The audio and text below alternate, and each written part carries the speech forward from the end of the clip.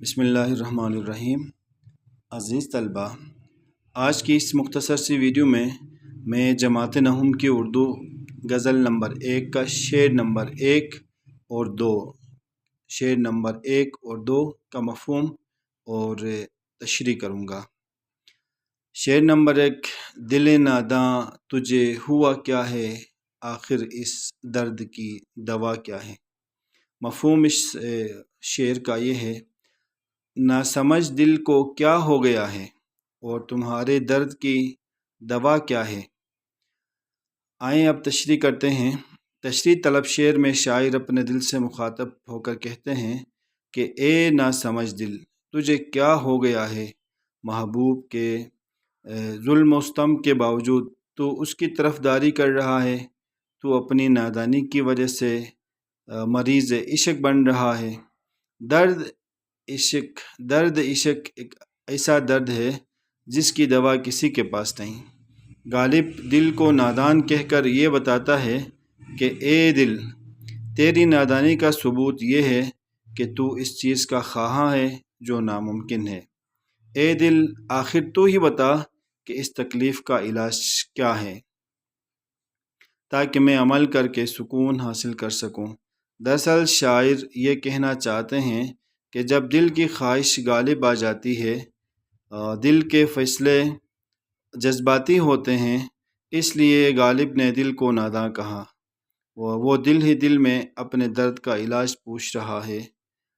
غالب نے اس کیفیت کا اظہار ایک اور شعر میں یوں کیا ہے: درد ہو دل میں تو دوا کیجئے، دل ہی جب درد ہو تو کیا کیجئے۔ یہ شعر نمبر 1 کا مفہوم اور تشریح ہے۔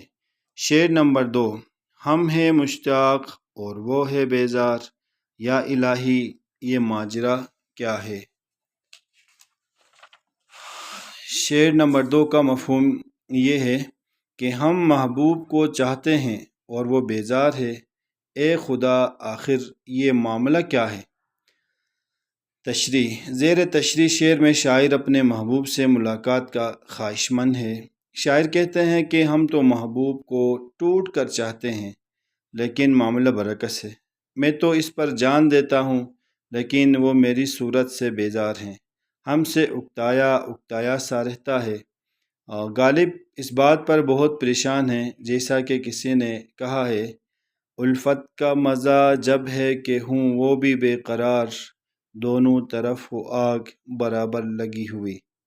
شاعر تو محبوب سے ملنے کا شوق رکھتا ہے، جبکہ محبوب دھتکارنے والا ہے۔ شاعر خدا تعالیٰ سے پوچھتے ہیں: اے پروردگار، یہ کیا معاملہ ہے۔ میں محبوب سے قربت کا خواہش مند ہوں اور وہ مجھ سے دور رہنے کا خواہش مند ہے۔ یوں محسوس ہوتا ہے کہ شاعر نے عشق کے کوچے میں ابھی قدم رکھا ہے اور عشق کے راز و نیاز سے ناواقف ہیں، اس لیے باوجود اپنے مشتاق ہونے کے محبوب کے بیزار ہونے پر تعجب کرتا ہے۔ بقول شاعر: ابتدائے عشق ہے روتا ہے کیا، آگے آگے دیکھیے ہوتا ہے کیا۔ عزیز طلبہ، یہ تھی تشریح اور مفہوم شعر نمبر 1 اور 2 کی۔ آپ ہمارے ساتھ رہیے، انشاءاللہ اگلی ویڈیوز میں بقیہ اشعار کی تشریح کی جائے گی۔ اپنا ڈھیر سارا خیال رکھیے۔ اللہ حافظ۔